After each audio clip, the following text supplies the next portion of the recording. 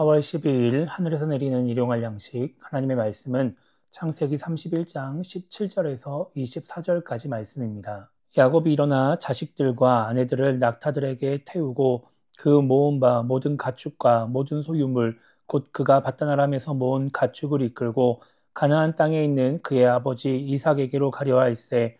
그때 라반이 양털을 깎으러 갔으므로 라헬은 그의 아버지의 드라빔을 도둑질하고 야곱은 그 거취를 아람 사람 라반에게 말하지 아니하고 가만히 떠났더라.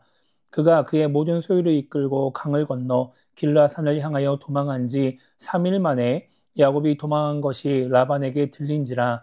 라반이 그의 형제를 거느리고 7일 길을 쫓아가 길라산에서 그에게 이르렀더니 밤에 하나님이 아람 사람 라반에게 현몽하여 이르시되 너는 삼가 야곱에게 선악간에 말하지 말라 하셨더라.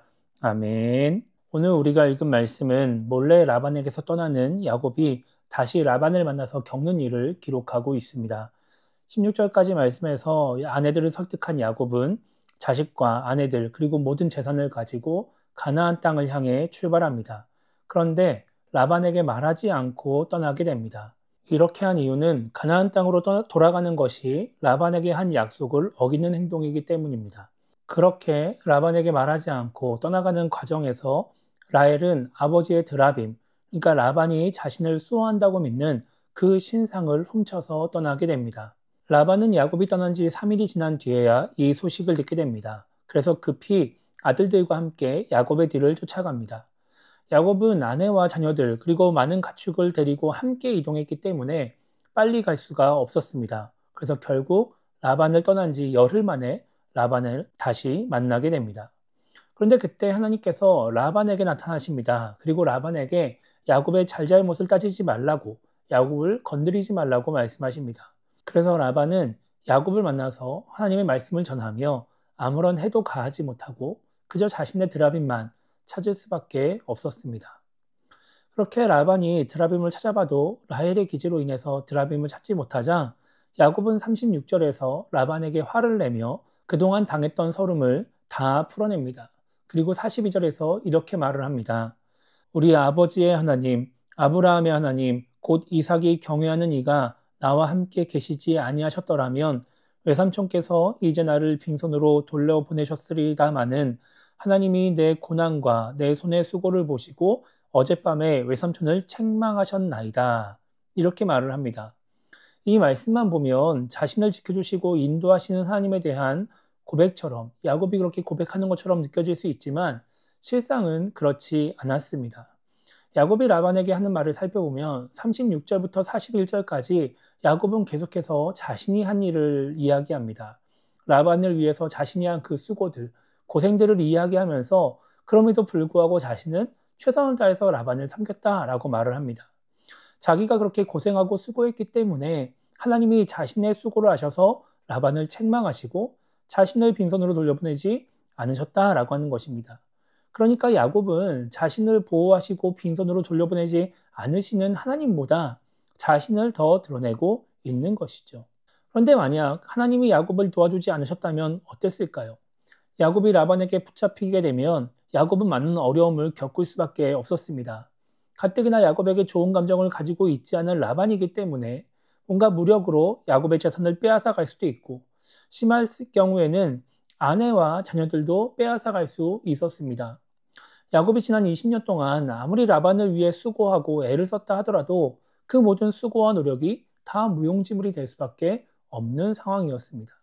그런데 야곱은 지금 자신에게 주어진 이 상황이 하나님의 은혜였다라는 것을 제대로 인식하지 못하고 있는 것 같습니다. 내가 수고했기 때문에, 내가 고생했기 때문에, 그럼에도 불구하고 내가 섬겼기 때문에 라는 생각을 버리지 못하고 있는 것이죠. 우리도 이런 착각에 빠질 때가 많이 있습니다. 하나님을 믿고 하나님이 주신 은혜에 대한 감사를 고백하지만 하나님의 은혜보다 내 수고와 공로가 더 크다, 더 중요하다라고 생각하며 착각할 때가 있습니다. 뭔가 내가 대놓고 의도적으로 그렇게 생각하지 않는다 할지라도 은연중에 우리가 그런 마음을 가질 때가 있는 것입니다. 그래서 하나님의 은혜를 드러낸다라고 하면서도 내가 무엇을 했는지, 내가 어떤 수고를 했는지, 내가 어떤 능력을 가지고 있는지를 드러낼 때가 더 많이 있습니다. 시편 127편 1절은 이렇게 말씀하고 있습니다. 여호와께서 집을 세우지 아니하시면 세우는 자의 수고가 헛되며 여호와께서 성을 지키지 아니하시면 파수꾼의 깨어 있음이 헛되도다. 이렇게 말씀하고 있습니다. 이 말씀은 우리가 잘 아는 말씀입니다. 그러니까 우리의 삶에서 하나님의 영향력은 우리가 생각한 것 이상으로 크다라고 하는 것이죠. 우리가 그것을 정확하게 알아야 나의 삶 속에서 하나님의 은혜가 무엇인지를 정확하게 알아야 우리가 착각하지 않고 나를 드러내기보다 하나님을 드러낼 수 있는 것입니다. 그래서 우리는 단순히 그냥 가볍게 하나님의 은혜를 고백하는 것이 아니라 진짜 나의 삶 속에서 하나님이 주신 은혜가 무엇인지, 진짜 그 은혜가 없었다면 내가 어떻게 살아갔을지를 생각해 보며 그렇게 하나님의 은혜를 돌아보고 그리고 그 은혜를 고백할 수 있어야 하는 것입니다. 그래서 오늘 하루를 시작하면서 이렇게 기도했으면 좋겠습니다. 기도하는 가운데 나의 삶 속에서 주어진 하나님의 은혜가 무엇인지를 깨닫게 달라고 기도했으면 좋겠고요. 또 하나님의 은혜를 분명히 알므로 말미암아 나의 능력, 나의 공로를 드러내는 것이 아니라 하나님을 드러내는 그런 신앙인이 되게 달라고 기도하면서 오늘 하루를 시작했으면 좋겠습니다. 하나님의 은혜로 이 땅에서 살아가고 있음을 기억하며 온전히 하나님께 모든 영광을 올려드리고 하나님을 드러내는 삶을 살아가는 우리 모두가 되기를 주님의 이름으로 축복합니다.